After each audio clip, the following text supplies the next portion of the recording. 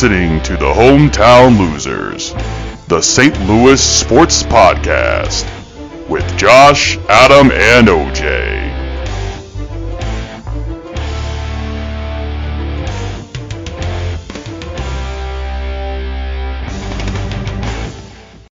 Hey everybody, welcome back here to the Hometown Losers Podcast.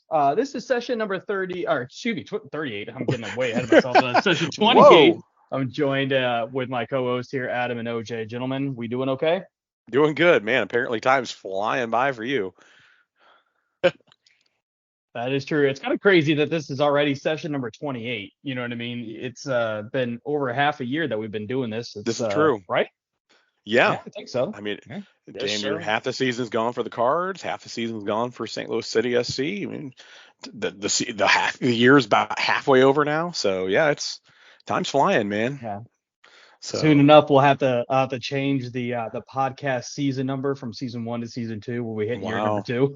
Wow, that's crazy. That'll be crazy, yeah. So yeah. Anyway, doing good here though. That's good. Well, you kind of already mentioned it, Adam, about the Cardinals here. Let's just give the listeners an update. So the Cardinals sit at 31-44 this season. They're 9 games back in the Central. They're 10.5 games out of that last wild card spot in the NL. But since our last session, they're 4-2, and they have series wins over the Nationals, which was kind of expected, but also the Mets, which was huge, right? Yeah. I get it. The Mets are also kind of on and the Mets are on a really nasty slide right now, but, we'll take the wins when we can get it at this point in time. But, it seems that we got a little bit of our returning ways so far. OJ, what's your take on this little, since the last session? So this like little 6-game pocket we're looking at. Well, what's going right for us? So, I think it's hard to draw too much conclusions from it, just because it's been over the really struggling Mets, who also have not had a good season, and then the Washington Nationals, who are obviously terrible. Yeah, fair point. Not even trying to win. Yeah, I was going to say that. Who has a worse record than us? Well, yeah, exactly. So.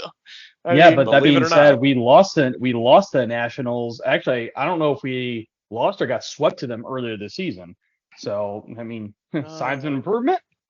That does sound probably about right. Yeah, we have dropped lots of games to bad teams, so it is a sign of improvement here, 100%. Yeah. But no, it's nice to see some of the outfielders coming back. That helps a lot. Mm-hmm. I think one of the keys to the terrible season so far has been just the poor defense, especially in the outfield. And I don't think they did enough to mitigate some of that. I really think they went. I'm just going to harp on something that I just thought of because you asked me about this. But I was reading a athletic article, and that is a recent one, very recently. And we're interviewing Marmol, and he said he specifically was calling out the poor outfield defense and all that. And it's like, then why were you? He actually had a statement like, with our pitching staff, we need to have guys that behind him that can play good defense and stuff. It's like, why are you trotting Burleson out in left field for so exactly. long? Well, he's been known to do that. Honestly, he's done that in the past where he wouldn't, grill our pitching staff at all, but throw it all on our defense. While I think that they share part of the blame, but it's like, dude. It's not on them all. It's not. It's kind of what I brought up. They didn't think going. It almost is like they didn't think going into the year that outfield defense would be that important. That big a deal. And right, exactly. Losing terribly to realize that. That's so disappointing to me, because I thought they actually did value that based on the way they're playing under Schilt, the last several years. I thought they were doing that intentionally, but it sounds like maybe that was more of a Schilt thing than anyone else in the organization. So, Well, and it's interesting. I brought it up last week when we were talking about Marble and his job security specifically. But it's interesting because he has such a tight knit inner circle of players that he trusts, especially around the bullpen and stuff like that. But if you're so Alec Burleson is definitely in that circle, right? So you see him push out more and more, even though he's really not doing all that much. And it's just, it's the same thing for some of our bullpen arms and stuff like that. That's why he's stuck with Jordan Hicks for so long now. Obviously, Jordan Hicks has kind of like worked out some of the kinks and has looked so much better than he did at the beginning of the year.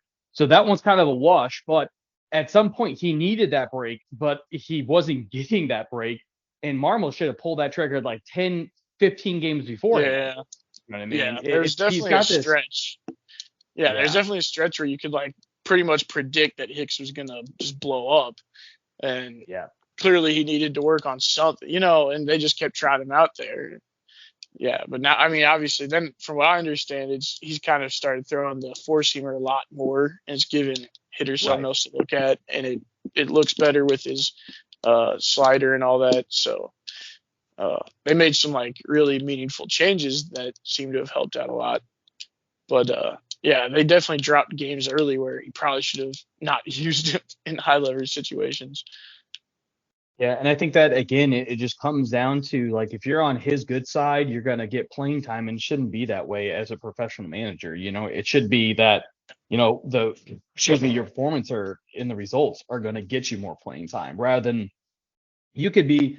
I look at it, not to name names or anything like that, but I look at it specifically, OJ, with us and our high school, our soccer, or oh my God, our high school football team. And you know what I'm getting at, where you had the coach's favorites that aren't even the best players in those positions, but they're the ones getting the playing time because of the coach favorites, right? And it's like, okay, so you're going to continue to trot out the same people that have over and over and over again shown that they can't get this done. Why not give somebody else a chance, especially somebody that it's, proven themselves in one way or the other? I don't know. And to me, like, I think that has kind of gone away. Like, he's gone away from it a little bit, but he's still like, we're still seeing signs of it on that favoritism. Adam, I'm going to throw it to you here. Do you think that there is definitely like he's shown that favoritism? Like, am I crazy on his take, or like what's your opinions on that? Yeah, I mean, I've seen some levels of it for sure, and it goes back to I think, without harping too much on the whole Marmol thing, it's just part of it is being, younger manager and everything else, and not showing that experience and the maturity that a manager that's been around for a while would typically show. But I mean, I've seen where blame is shifted as well. Like I was mentioning earlier, from time to time, where he'll protect some of those guys out there and throw others under the bus, where I don't necessarily agree with that, so especially publicly. So, but I think overall, go ahead. I was just gonna say, I mean, I'm not sure if the Burleson thing is Marmol, honestly. Like, that seems like the front office has kind of just been tooting his horn since last season, So I think he's kind of like their guy, and they really want him to be successful, which is why they just would not stop giving him chances, even though he was never hit anything like actual production. I mean, and then he obviously just was not very good in the field either. He was just just killed you, Yeah, and it's not like Deluzio or whatever his name was last season, where he was more of the defensive specialist and at least had speed. He wasn't hitting the ball, but he could at least cover some ground, and he wasn't a terrific outfielder, clearly, but he was, it had the speed to be able to make up for mistakes. And obviously you can use him as a like Sotaguchi rule that we did in, the 04 and 06 seasons and stuff like that, more of that speedy pinch runner or whatever have you, you know what I mean? I don't feel that Burleson brings any of that. I mean, he's got like that plus power, but we haven't seen it at all.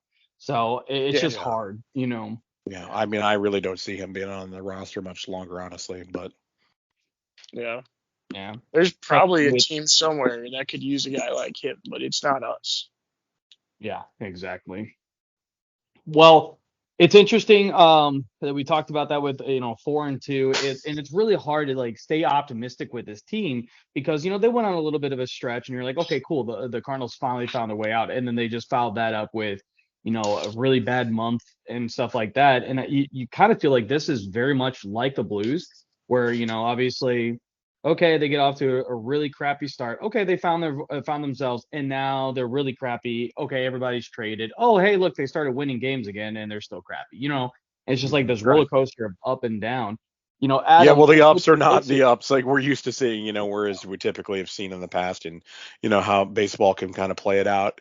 Unfortunately, we're not riding those highs for very long, and we're back to the same old, same playing like we like we were, prior. So.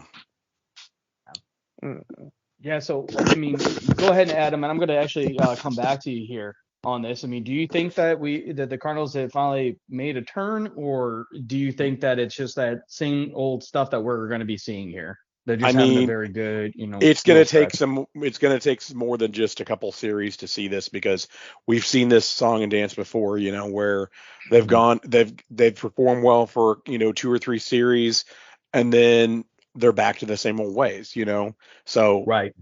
we're going to have to see a good solid month of baseball to say, okay, I think we might be turning the curve, turning the around the corner, so to speak, a little bit. But right now, it's way too early to tell, especially when we're playing teams that already suck anyway. You know what I mean? So it's like we should be expected to be winning against teams that have a worse record than us.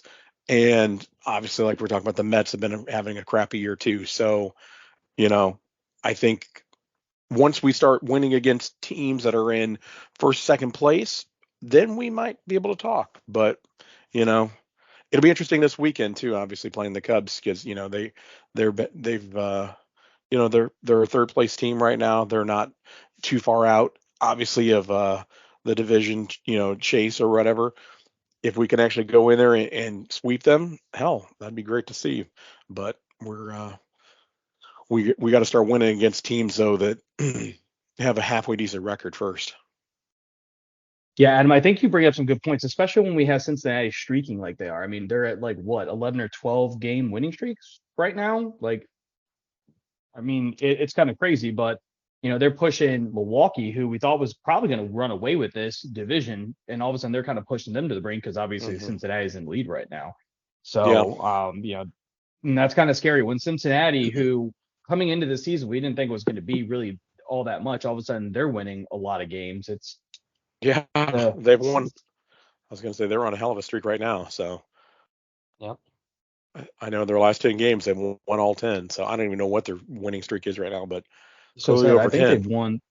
Yeah, I think they've won their last 12 games or something like that. I mean, I'll double check, but while I'm checking that, OJ, so like I kind of want to, I know you said you agreed with Adam here, but is there any more insight that you have around this? I mean, do you think that this is kind of like all right, let's slow a roll a little bit on thinking that, this Cardinal team's going to be able to come back, or like what do you need to see for the Cardinals, for you to from the Cardinals, excuse me, for you to claim that, hey, okay, they definitely have made a turn here and we can look forward towards the rest of the season in a positive light? If they could get back to 500, that's really, like, honestly, I don't know. It probably wouldn't take that much, but they need to rattle off a lot of wins in a row and show that they really have figured something out, because they did Mm-hmm. get, I mean, I know it was raining the entire game and everything, but they did get shut out by the Nationals also in the last game of that series. Yeah, I mean, they won the first two, but then they just were completely baffled by some mediocre guy. It's kind of like, I don't know. The Yeah. offense has been a little feast or famine for my taste. I mean, I guess that's how a lot of teams can be, but I don't know. It seems like really extreme with this team, because Yeah, I we're really don't definitely know not what used to it that with the is. Cardinals. Yeah, we're For we're Yeah, sure. so used to consistent and steady play from the Cardinals Yeah. and playing the right. Cardinal way. And I just, except for that one year that, and this was, a couple like 3 or 4 years ago, maybe even more than that. Remember when we were living and dying by home runs? Like we couldn't play small ball at all. We still made the Well, that, playoffs, but we were just, yeah. I haven't looked at the numbers, but this year, but that's kind of the feeling I get this year too. yeah. Yeah, because we sure in the hell can't. I Yeah, was going to say when I was going to say we're keeping men stranded constantly. So as Yeah, I was just far about as to say exactly. our risk rating is the worst in baseball right now. In risk, obviously, runners in scoring position is the worst in yeah, baseball, and it's not even close. I mean, we're off by like 30 points, yeah, which it's is like Yeah, pretty crazy. ridiculously low. Yeah, Yeah. yeah. it's really bad. There has to be some reason behind it. It can't just be completely random. Like, it's too extreme. Yeah. I like the logical thinking on that though. Of like, hey, like, there's got to be something to this, and I'm kind of with you guys on this, right? I'm hopeful that maybe they figured something out, but at the same time, if this was earlier in the season and they had just made a turn, it's like, okay, cool. Like maybe they figured something out. Or if this was like they didn't have that like earlier win streak in them in like earlier in the season where we're like, okay, that's where they turned. Maybe it's like, okay, maybe they figured something out. I don't know. It's just like it's really hard to get excited about the Cardinals, period. I mean, when you're 13 games under 500, I mean, you're not going to win anything, let alone the division. So, right. I don't know. It's really tough to get to, and it's like, so the question really comes down to can they get in the playoffs, right?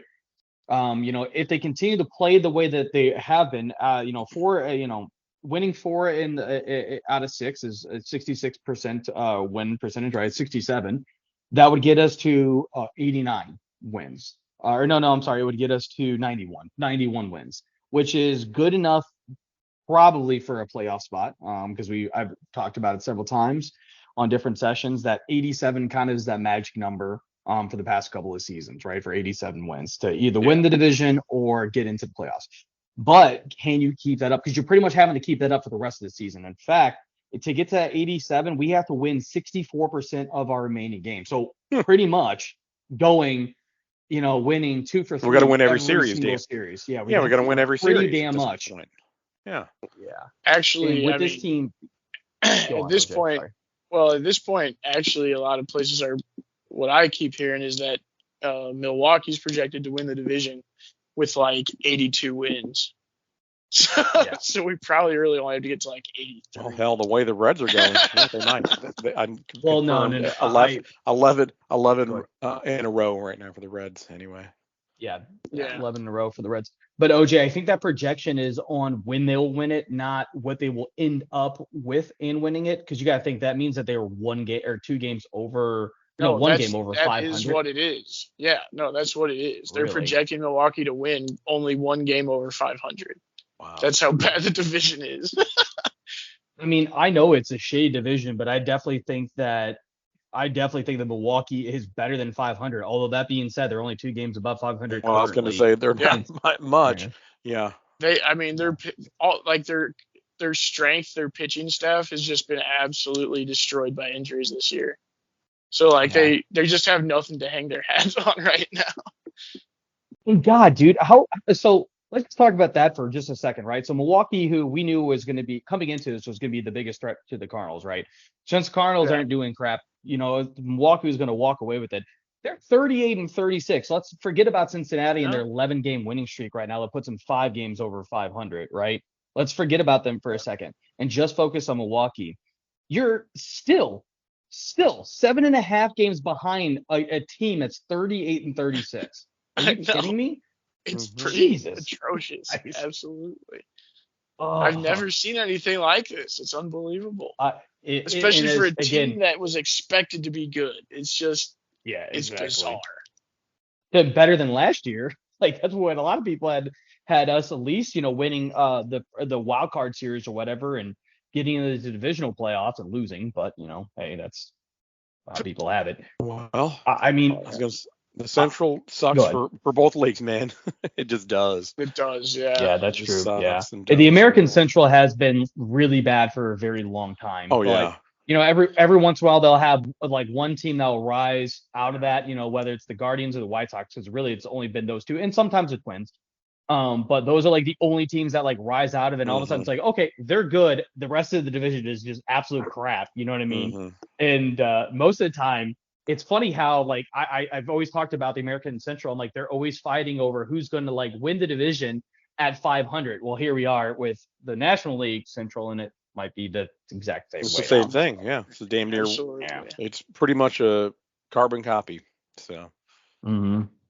It's bad too. I mean, for us as Cardinal fans, we're so freaking used to winning, and being more consistent than this. And if we're not winning, we have Mark McGwire, distracting us with a home run streak and crap, So I don't know. This is I remember some bad years in the 90s, but it wasn't like this bad. I don't remember them playing this bad ever. Yeah, and in the 90s, you didn't expect to be good either. In the 90s, the early before La Russa or like right after he got here, still, it's like people still didn't expect us to do shit. It was like this team, most people think it probably has way too much talent to have the record it's got. Oh, I mean, yeah, for sure, dude. I mean, when you look at it, I mean, I think that if you look at like who we got, right? I'm looking at Nolan Arenado. I think that Nolan Arenado can win you 31 games by himself, just as like a defensive offensive combo, right? And obviously my numbers are probably going to be way off to like his actual WAR and whatever, right? But I'm just saying, like you feel that with a tandem between Goldschmidt and Arenado, especially in the middle lineup, the way that they can play defense and the way they can take over games sometimes, that they those two of themselves can win you 30 games, in close games and stuff. But here we are, 31 total wins on the season. That's not great. Hopefully they can turn it up, and we know they can, but it's just going to be really difficult at this juncture to see that happening. You know what I mean? I'm looking back in history, and man, we haven't had this kind of record or percentage right now, because obviously we're 413. The last time we were even remotely close to that was in the early 90s, like around 1990. We finished the season 70-92 with a 432 record. Jeez. So guys, it looks like we're going to witness a historic season just now in the way that we thought. Yeah, I mean, if we continue the way we're going, I can't even see the last time that we were below this, actually, with this record, 413. I mean, that's if we finish the season with it. I don't even see a season that's that low. Holy crap. That's really bad. They can't, especially going into this with as high of hope as we have. Now, granted, at least we're not like in the Mets situation where we're spending, a record amount and not winning games. Mm-hmm. At least we're not at that point, because obviously heads would be rolling then. But still, it's very disappointing. Well, yeah, I mean, we're used to the Cardinals consistently getting 80 plus wins, every year. I mean, we haven't seen that. We haven't seen that other than COVID, in 2020 or whatever. We're used to always seeing that, So for us to even struggle to get to 80, that's going to be wild. Yeah, I mean, because you might have it pulled up. When's the last time that we finished under 500 in the season? Since you let me look. I'm gonna guess 07. 07 is it? Yep. Yeah, we were 78 and 84, 481 percentage. Yeah. 07 was the last time. So what about before then? World Series. 06 was World Series when we had the famous 83 wins and we went on to the World Series. Yeah. Before 07, below 500 was 99, 75 and 86 with 466. Yeah. Mm-hmm. So this is 413 this year. That's pretty. Yeah. Before that was 97 with a 451 average. Yeah, but and again, in 97 and 99, you had, Mark McGwire doing what he's doing, and also the emergence of Pujols too. If anybody remembers, because in 99, that's when he came up. Yeah. So. Yeah. But 98 was 2001, magical year. So. Yeah, but this is when he was starting to come up through the ranks, is what I meant. Because if I remember correctly, like we signed him or whatever, and he went to the single A, and then like immediately jumped up to like double A or triple A or something like that in 99, if I remember correctly. Could be wrong, but that's what I thought it was. I have his rookie card like right here. But yeah, I think it was 2001 when he started. That's 2001 is when he. Yeah, when he actually started in the major. Yeah, because I remember that his first like at bat was a home run in Busch. Mm-hmm. That was pretty cool. Yeah. God, I miss having a player like that on the team. Right. You ain't lying. I remember I miss having 3 of those players on the team when you had Scott Rowland, Jimmy Edmonds, and Albert Pujols. Like, come on. Those were some good days. Those were some good days for sure. Yeah. Yeah. It's what it is. Well, let's get over here and talk about the London series that's coming up here. So first and foremost, just talk a little bit about. So if anybody does not know, we have a London series. So it's 2 games against the Cubs in London. It is 2 home games for the Cardinals, which I don't necessarily like or anything like that, but Let's just get your general opinions on this first before we go into whether this is good or not for baseball. Adam, I'm going to start with you. What's your thoughts on the London games? I mean, do you like these games? Do you not like them? What's your thought process? I mean, they're not. I mean, I know that they're trying to get baseball to take off more into Europe, and obviously with the World Baseball Classic and all that, hoping that would get the Europe especially interested in to baseball, and London being a pivotal city, potentially for it. I just don't really see it happening. I mean, not compare because baseball just hasn't showed up in Europe the way that all the other major league sports have. You know what I mean? They just haven't. And so, yeah, it'll be interesting to see, but I don't think that there's going to be all that much interest in it over there. I think I looked at the poll recently and there's like, the 7% of people that live in England that are slightly interested in baseball, you know what I mean? So it's not like you're going to get this big, interest in it for sure, but I think they look at it It's as actually really it's an American sport, and they're just like, and I mean, not to stereotype, but they're just like, it's for Americans, No, for sure. And it's really funny too, because I remember when they announced this, and I saw this on a Reddit forum or whatever. There were some people that were just talking about how baseball is more boring than soccer. So why the hell would we be Why would they be interested in it interested in it? as Yeah. English people? And it's like, you know what? As much as you want to try to argue that point, you really can't, because there's a reason why we're trying to make all these changes to the game. It's Sure. it's boring for us, especially in St. Louis. Baseball isn't boring because we understand the sport and we understand the strategy behind it, and we enjoy the chemistry that goes around to it. Are often, like we were just talking about, we often have a pretty good we have a good team, generally speaking. The fact that we have a winning team, typically we're in the playoffs. So playoff sports in general is always exciting. You know what I mean? Regardless of where you make it. Yeah.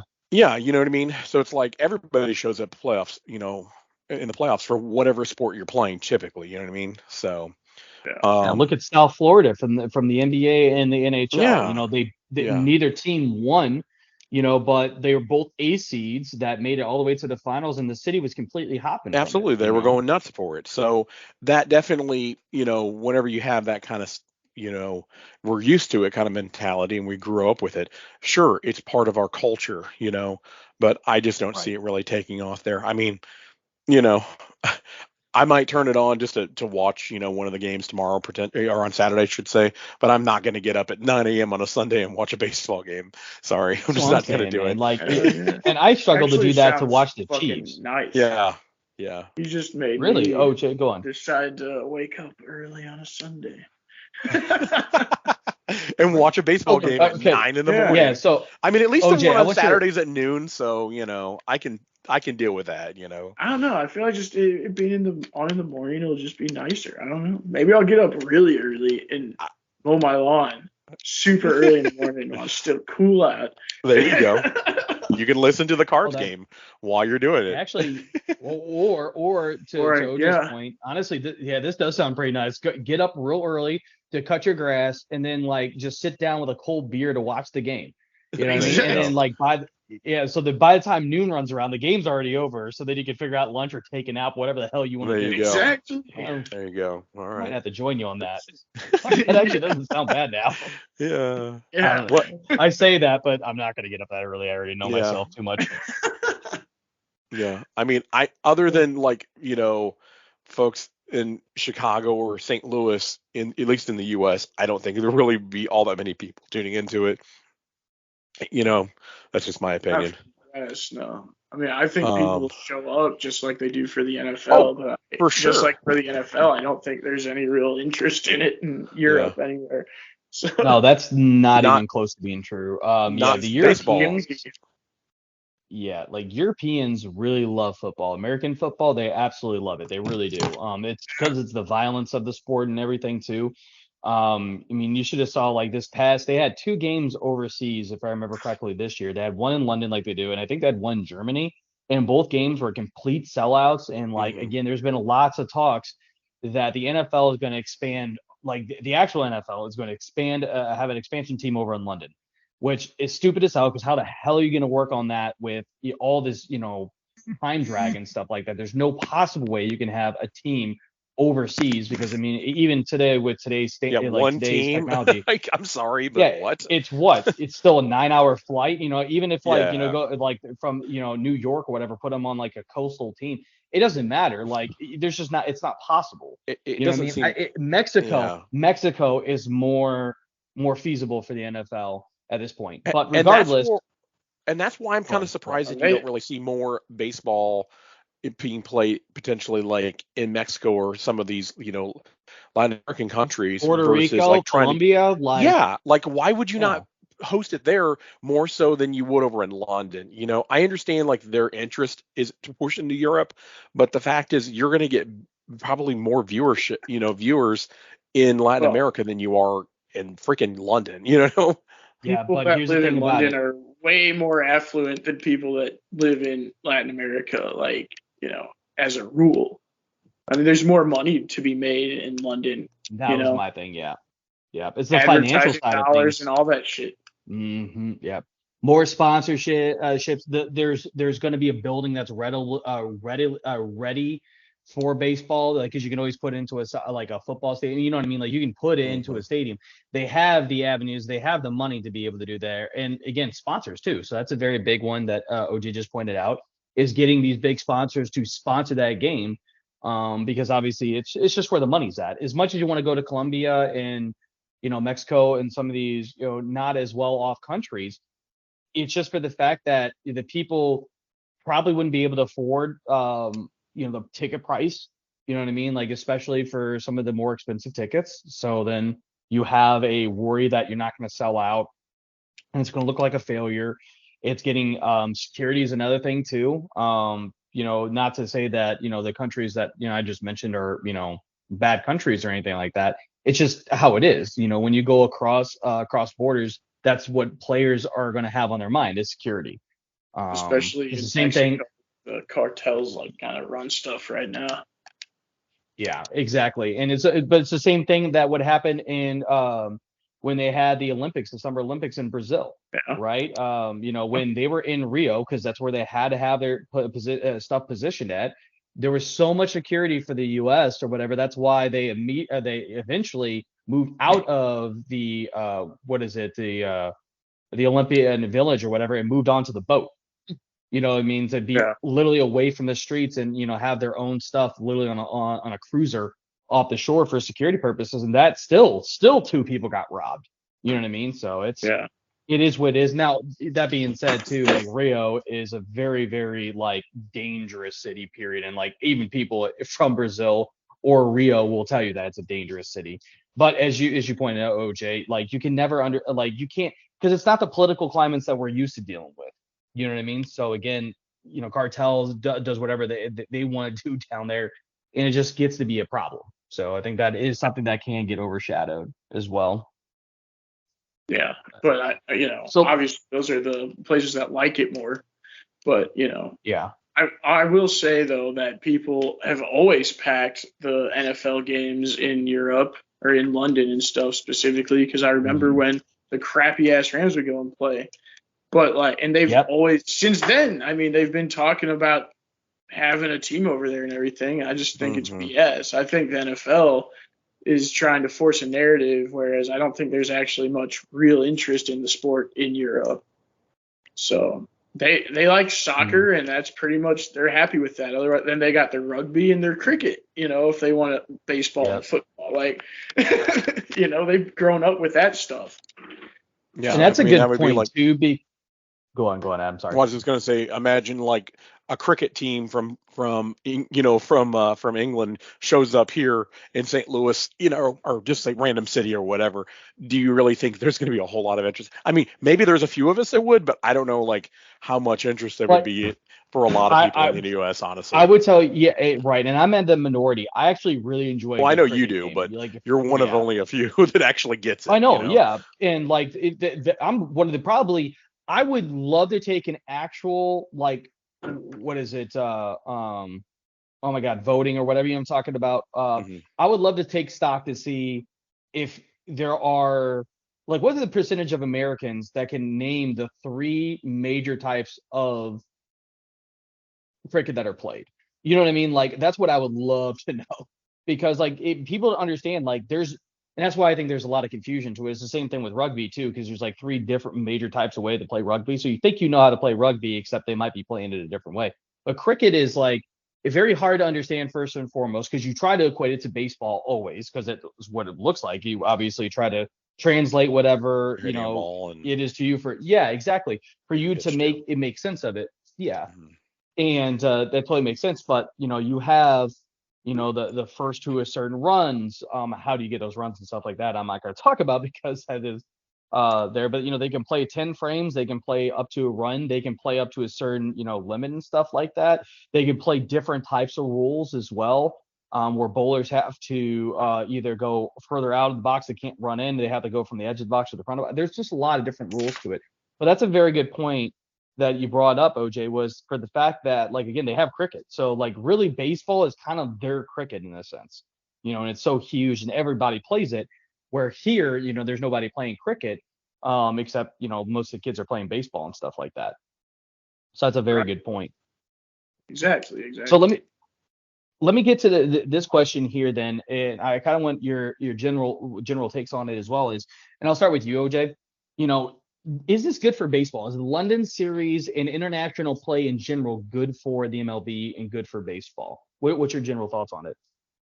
Well, to me, I wish they would expand in places more susceptible to it. Because I think that, despite what the airs they like to put on, I think Europeans tend to be pretty insular as well at times. And so, I don't really think there's a huge chance of any of this happening. This is all stuff that would have an effect, like maybe a couple generations in the future. That's the idea behind this kind of stuff, as far as I can tell. So I'd rather see them go places where there already is like leagues and stuff like that. Try and pump up more interest from Mexico and all that, because they're still a pretty soccer-oriented country, from what I understand. But I mean, they were huge at the World Baseball Classic. I mean, they were loving it. They were going crazy watching Team Mexico. So it's like, I think you'd have more immediate success expanding down in South America, like you were saying, Josh, the South and Central America.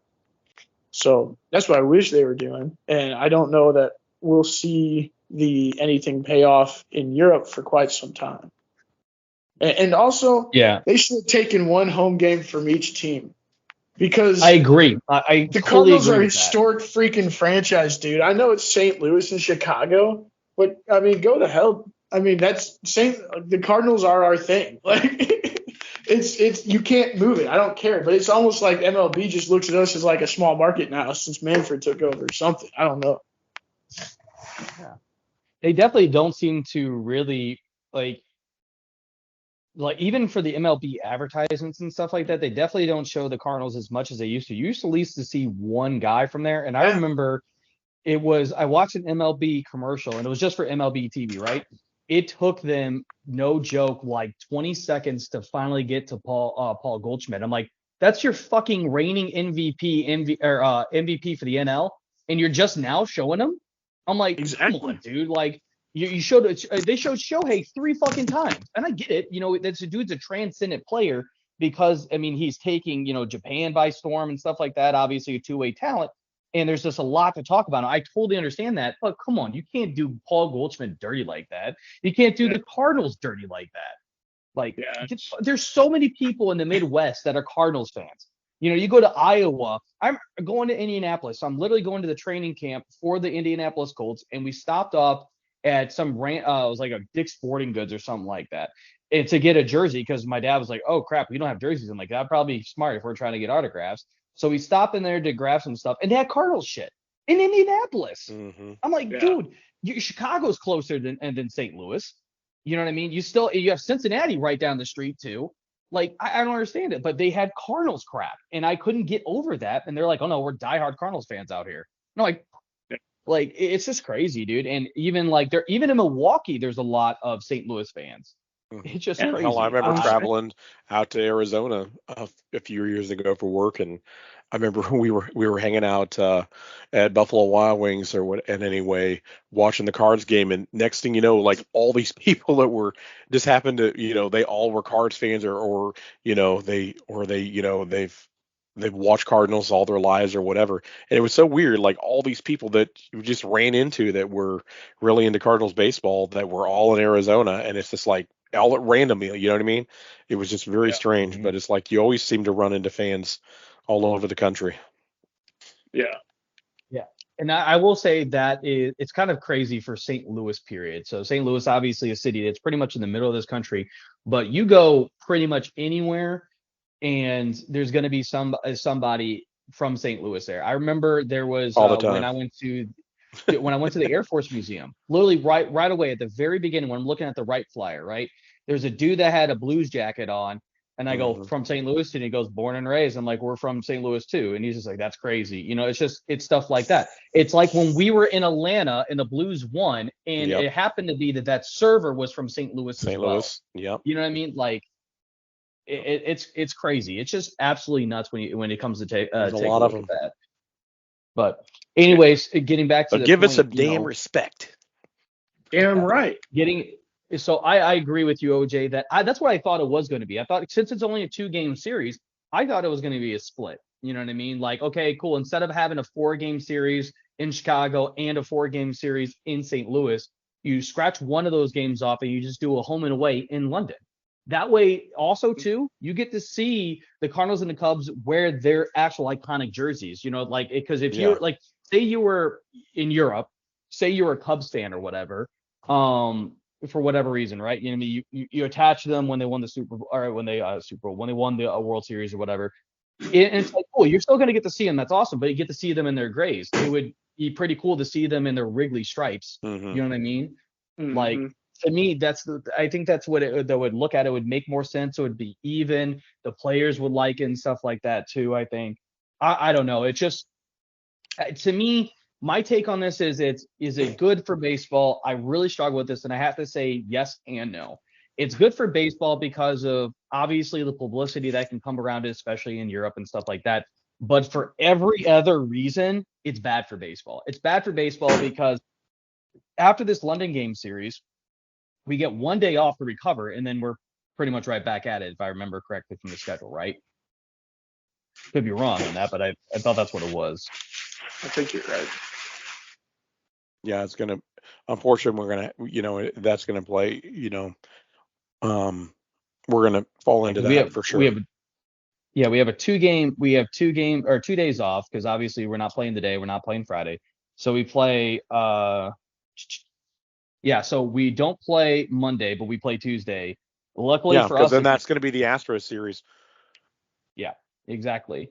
So it's just, dude, it's just nuts. You know what I mean? Like, I don't know, man. It's I don't like that because literally the downtime. It's not like the NFL where you go overseas to play real early on Sunday, but then you have all of Monday, all of Tuesday to recover from jet lag and stuff like that. You know what I mean? Baseball, I don't know. Maybe these guys can do it. I don't know. There's just a lot of things that I don't know about that, but I don't necessarily think it's a good thing for baseball.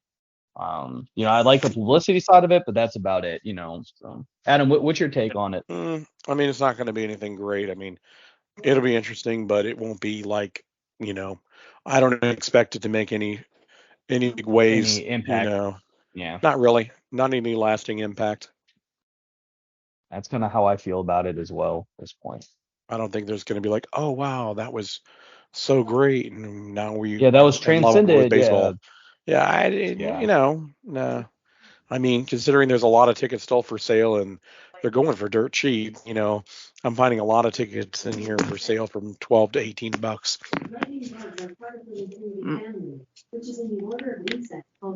Well, I will tell you, hopefully those tickets do sell out and stuff like that.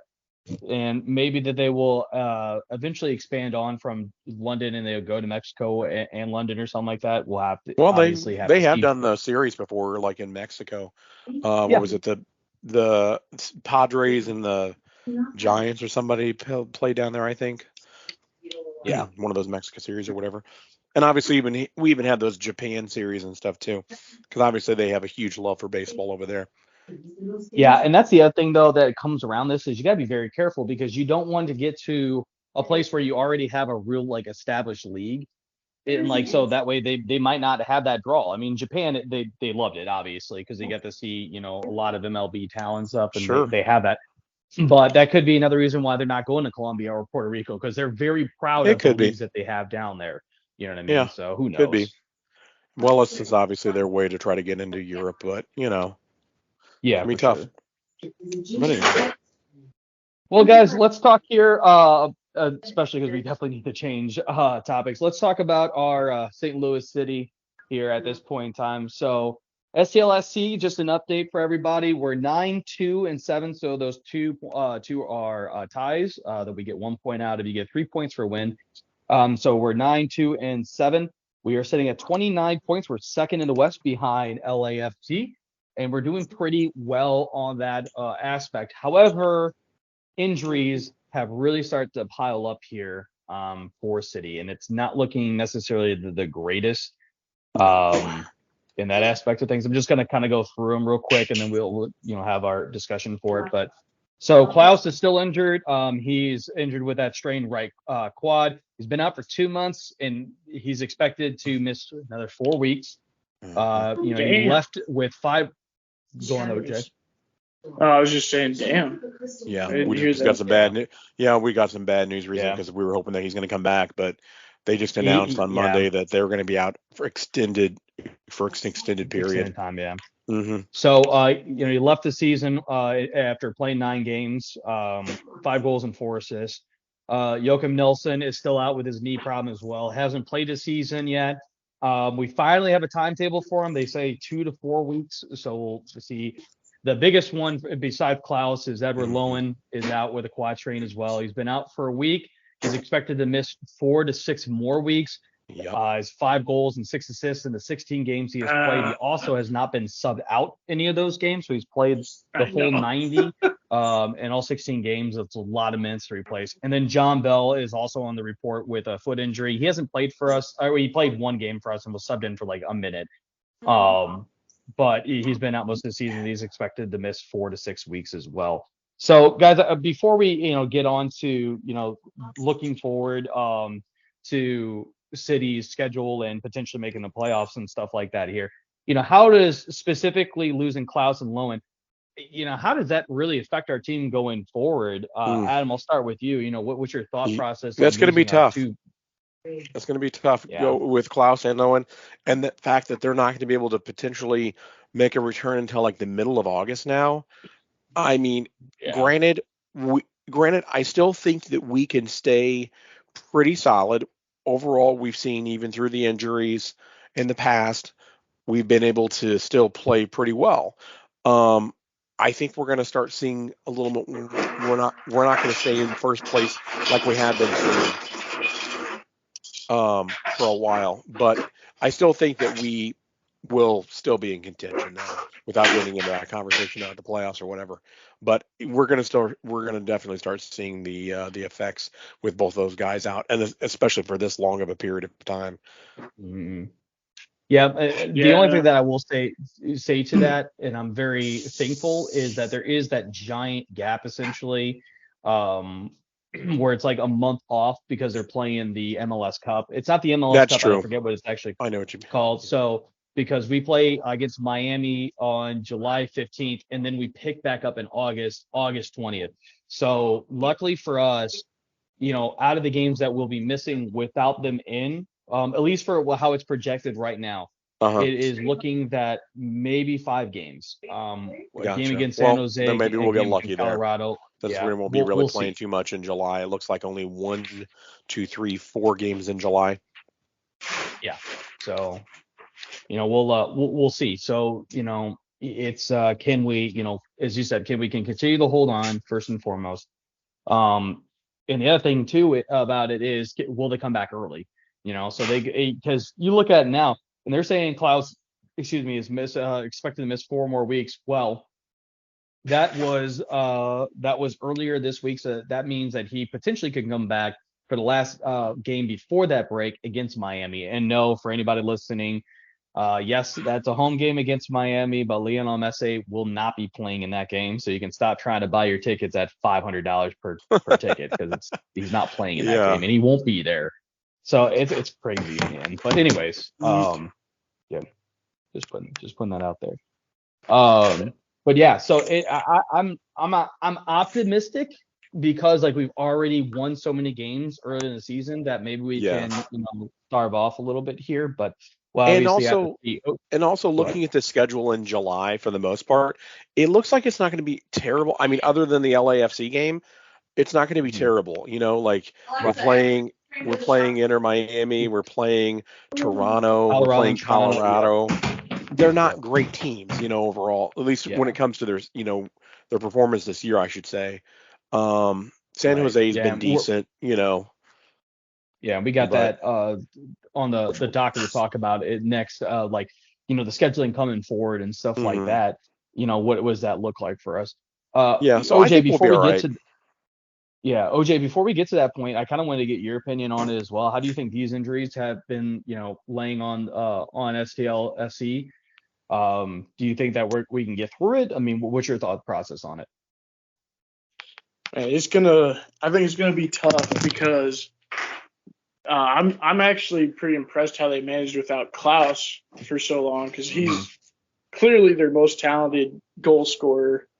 But beyond that, he also, like I said, I see him get a lot of headers and stuff in our box on crosses and everything. Like, so having that tall guy, like, he's a big dude that plays hard and it has talent. Like, he's a great all-around player.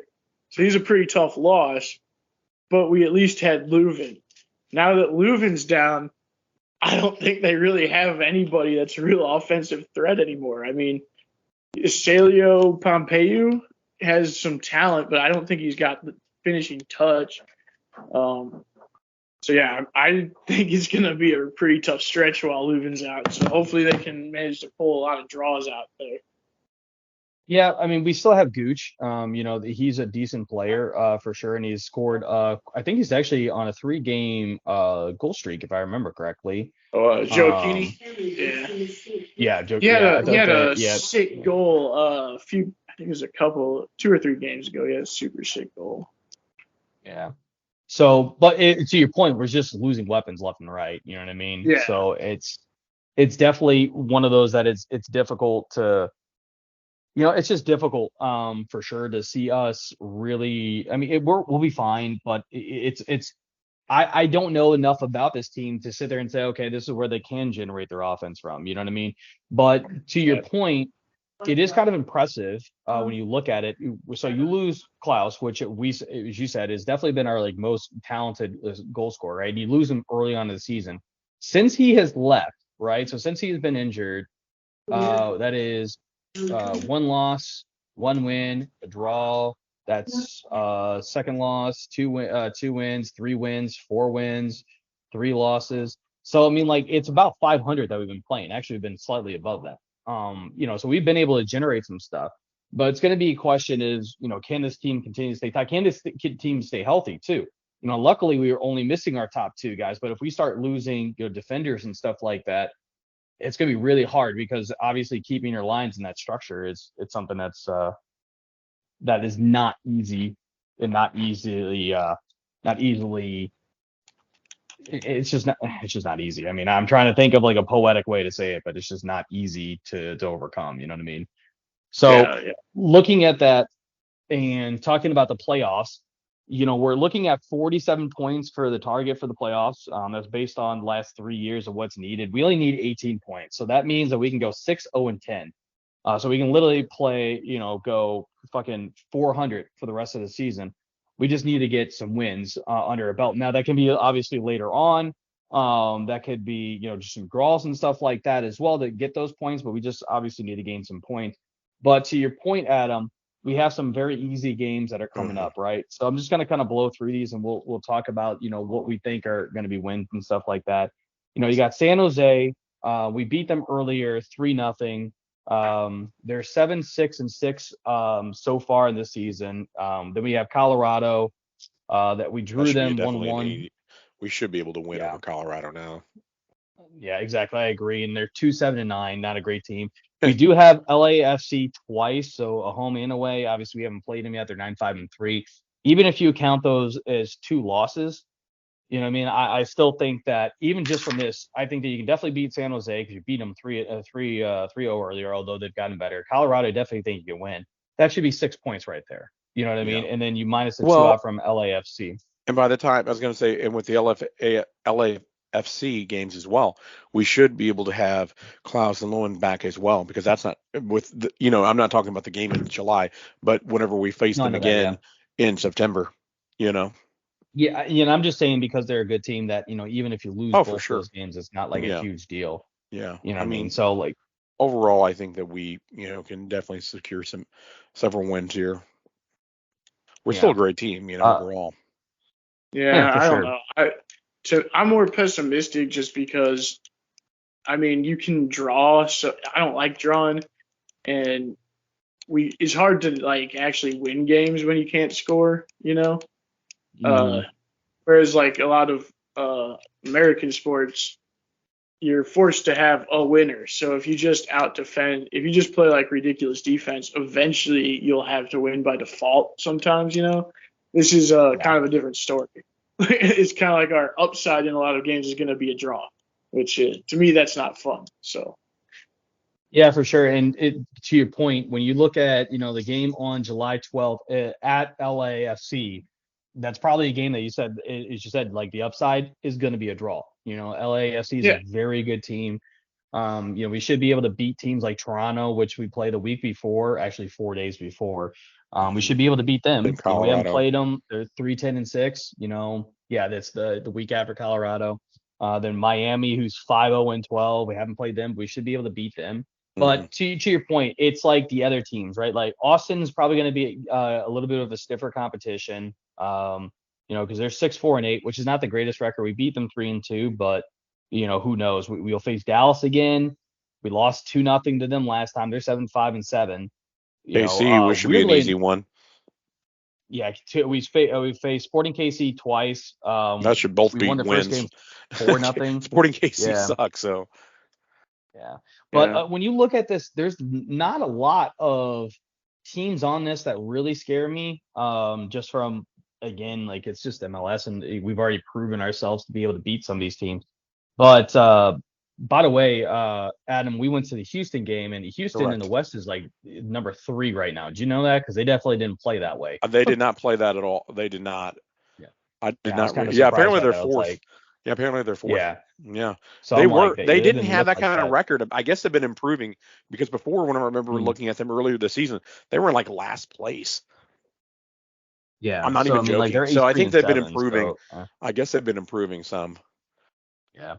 But again, like for me, like out of these, we have 16 games remaining. So all you have to do is 16 games, and you have to win less than half of them. So again, I think that it's going to be good for us to be able to get to the playoffs. I think that we will eventually get to the playoffs for sure. It's just what's our positioning going to be at? I think that's going to be the biggest question coming into it. Interesting enough, just side tidbit here, Josh. So after that game where we beat them, 3-0, the game that we went to on the 3rd of June, Houston's won every game since then, and in fact beat LAFC twice. Wow. Yeah, 4-0 one and 1-0 on another back-to-back matches there. One on the 10th and one on the 14th. One was away and home. Yeah, that's surprising. Crazy. Yeah, so apparently Houston's on the rise, I guess. Well, hopefully that doesn't continue on, but who knows? Well, I mean, we did pretty well against them, so, because they certainly weren't playing very well whenever we faced them, that's for sure. Right. Well, guys, I think that we all are kind of in agreement that, the STLSC is most likely going to be heading towards the playoffs. We just don't know the positioning and stuff like that. But maybe next session we'll have our soccer expert Danny back on to kind of talk about it and be able to talk about his feelings so far as we approach that halfway point of the season. For sure. Sounds good. Well, Well, let's get to some call news here in the Battlehawks. Call. So the rookie draft has came and went. And I have our results for our 10 picks that we have. So our first overall pick that we had for the rookie draft was Nico Bolden. He played a defensive back at Kin State. He had 236 total tackles, 3 pass defends, 1 sack, 5 forced fumbles, and 2 interceptions over a 5-year career. Again, this isn't the NFL, so you're not going to be looking at great stats overall, obviously. James Bostic we drafted him as a running back out of Ohio. However, he played wide receiver, not running back in Ohio, which is kind of odd, but got 50 receptions, 765 yards, 1 touchdown to 4 years as a receiver there. Johnny Buchanan was our third pick, linebacker out of Delaware, 133 total tackles, 1 sack, a forced fumble recovery in 4 years. Darren Shafton was a wide receiver we picked out of Incarnate Word, which is a D3 school. He had 155 receptions, 2,387 yards, 33 touchdowns in 3 years, which is pretty good, but it's for a D3 school. So we'll have to see how that translates to XFL, which probably shouldn't be that big of a deal. We have Jacob Gall, who was the offensive lineman at Baylor. He played center there. He doesn't have any stats since he's an offensive lineman that I could find. However, for a center, this is for a center. He's 6'2", 299. Don't you guys think that's a little small for an offensive lineman? What was it again? 6'2" and what? 6'2", 299. Oh, 299? Oh, that's a big boy, Josh. I don't know what you're talking about. I mean, 300. I'm not talking about his weight. I'm talking about he's 6'2". He's short. He's short. Yeah. For and now, what, listen, though? it might be good for the interior, XFL. Right? Is he a guard? Did you say he's a guard? Well, he played center at Baylor, so I don't know what center. Obviously, Okay, they'll have him playing. I'd say it's probably a little different for interior. I mean, you don't need to be as tall for interior because everything's more compressed there anyway. It's really more important to have good lateral movement so you can pull effectively and all that. Yeah, and that's a good point. I just don't know where they're gonna, they'll be placing him or whatever. But yeah, if he was a tackle, that's a different story because then you need that reach so that you can get your arms extended and pass block effectively.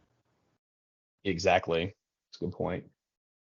All right, so that was our 5th pick. Our 6th pick is Kenmore Gamble, tight end out of Central Florida. He had 55 receptions, 750 yards, 8 touchdowns in 3 years.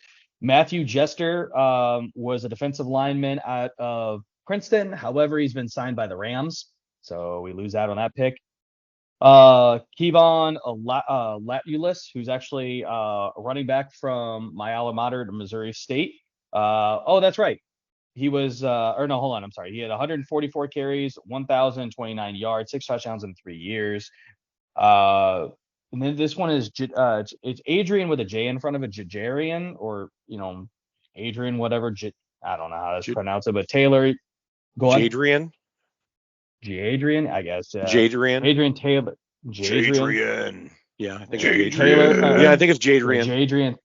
Jadrian Taylor, a defensive lineman out of UTEP. He had 81 total tackles, 16 sacks, 2 forced fumbles, a fumble recovery, 4 pass defenses in 3 years. And then our last pick was Anthony Witherstone, a defensive back out of Merrimack, and he has been signed by the Kansas City Chiefs. So out of the 10 that we had, we are keeping 8 of them currently. There was also some undrafted players that we picked up or whatever that I unfortunately couldn't get to, but those were our draft picks. So after all that being said and done, Adam, I'm going to start with you. What do you think the Battlehawks still need to look for? Well, I was going to say we have a huge need for wide receivers, if I recall, because we basically don't have anyone left because they all got drafted. So I know that was a huge pickup that we need, and I don't really see a whole lot of that going on here. So yeah, I mean, because you got decent, I guess, but that we don't really see much for our wide receivers. That's for damn sure. So. Yeah, and that's kind of where I had it too. Is our number one need was wide receiver. We still need we need a defensive lineman. We need a couple.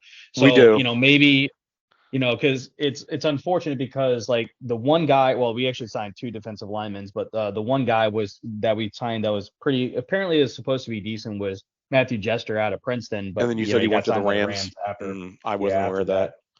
Well, of Yeah, course. and now and that's what really sucks about this whole thing is like I know. now we get after this draft, then we have to, and that's just to say that's one dude. What about all the others potentially?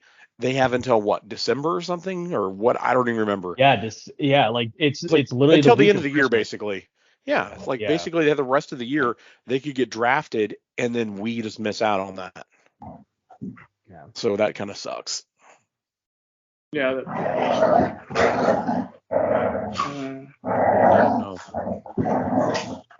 It's one of those things that is definitely frustrating. We talked about this as well, Adam, on air and off the air as well. And just like it's going to be really frustrating having to cheer for a completely different team every single year, being season ticket holders. It's still going to be fun, don't get me wrong. Yeah. But, like the one thing I will say is so far, AJ McCarron has not hasn't deviated from the XFL. There's a lot of talks that he was going to, and it sounds like he is staying put for right now. So hopefully, yeah. Like, I mean, he took a giant pay cut to join the XFL, and I think that he'll be sticking around. You know what I mean? Yeah. I mean, he was offered $4 million, and he ended up getting like what, 60,000 or something, whatever. So the dude clearly is like he just wants to play. You know what I mean? Yeah. Yeah. Good boy, Rolly. No. So, go on, OJ. Well, I was gonna say you enjoy it the way people enjoy watching like minor league teams play. Just go out there, root for the team. Like, it's for your city, so root for the laundry. And then, if the people that you're cheering for do well, then that probably means good things for their careers and stuff. And you can maybe look to them on the next level at some point. Yeah, but see, that being said, it really depends. So, like, for example, when I'm rooting for a minor league team, the one experience that I had for rooting for a minor league team when I was going to school at Missouri State, and obviously it's in Springfield. Well, the Springfield Cardinals played literally right next door. And so, that was Double A. And every once in a while that, like when Mac Carpenter and Yadier Molina came up for like assignment or because they're coming off injury and stuff, got to see them for a couple games. That was pretty awesome.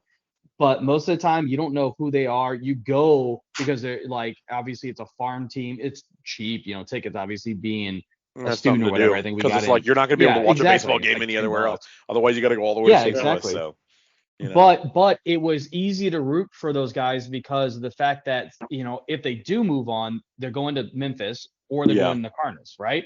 Here, it's not the way. So, like for example. Like New England Patriots, they're out of the league. I can't stand the New England Patriots. All of a sudden AJ McCarron, who I'm rooting for now, gets picked up by to be a backup or a starter or whatever for the New England Patriots. It's like, okay, well there goes all that fandom that I had for that player. You know what I mean? So the affinity for whatever teams is around is. And let's face it, most of these guys are going to get picked up are probably going to be sitting on the bench anyway.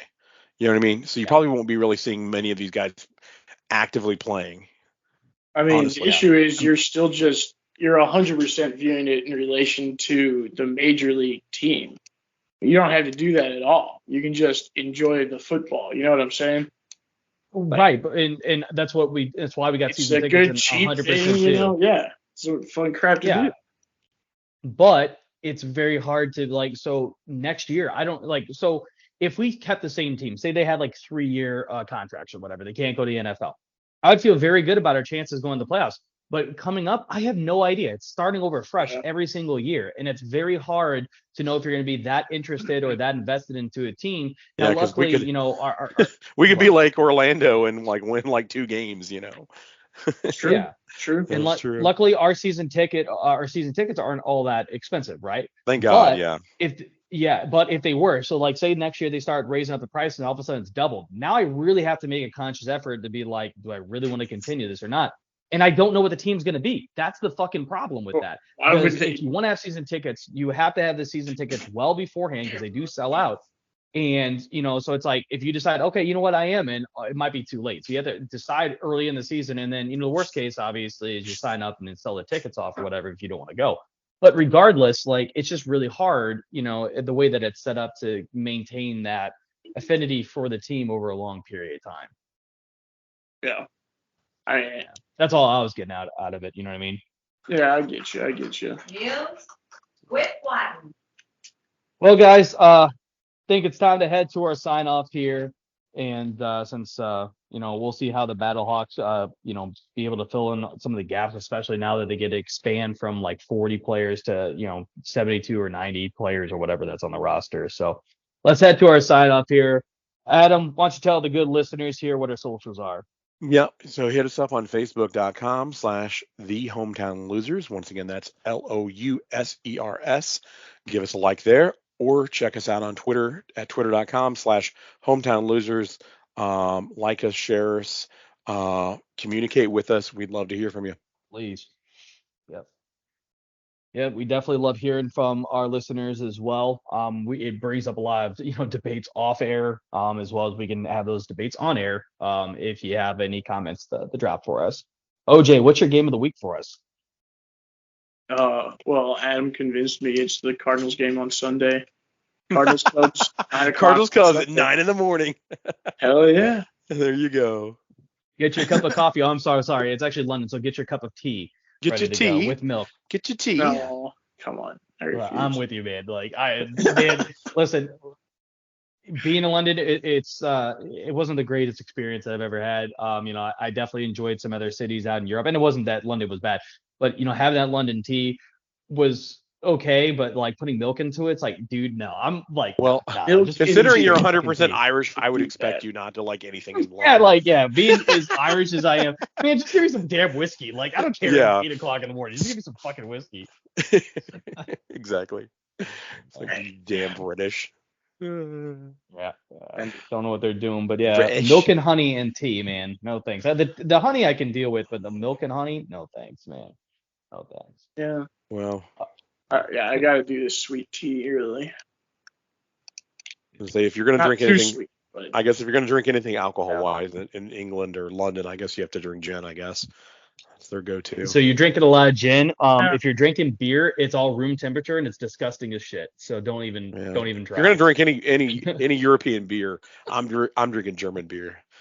That's the only. Well, for sure. I mean, like, you're drinking Heineken, stuff like that. You know what I mean? Like, those are the only.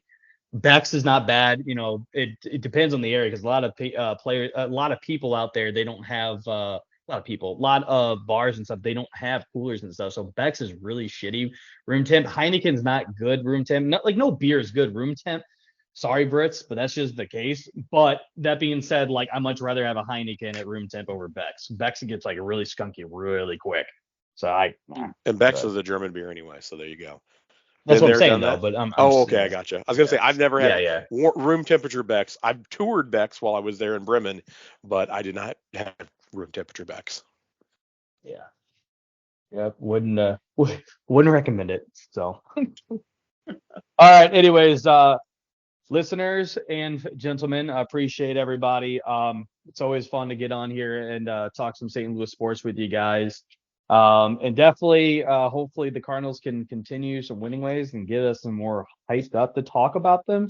Because this was like the last time in the past couple of weeks that I'm like, oh, cool, we're on a streak. We actually have a positive note, ish. You know what I mean? So it's just one of those things. But all right, appreciate everybody. Hit us up next week here on the Hometown Losers podcast. Have a great night, everybody.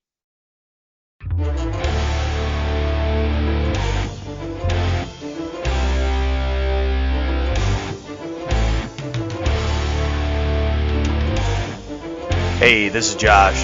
Thanks for checking out and tuning in to the Hometown Losers podcast. Check us out next week as we continue our silliness and talk a little bit about the St. Louis sports scene. Catch you next week.